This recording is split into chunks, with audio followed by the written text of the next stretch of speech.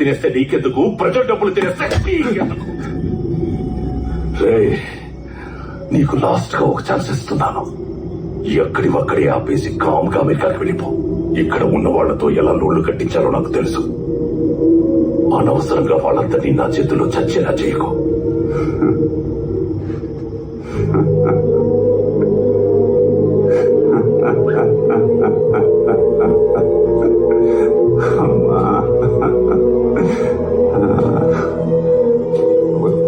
కారిపోతుంది కదా సార్, మీకు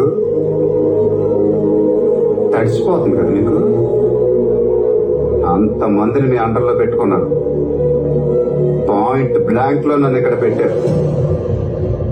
ఇంకా నాతో బేరాలు ఆడుతున్నారంటే నాకు అర్థమైపోయింది సార్. తడిసిపోతుంది మీకు. నేను చెప్తా సార్, నేను చెప్తా.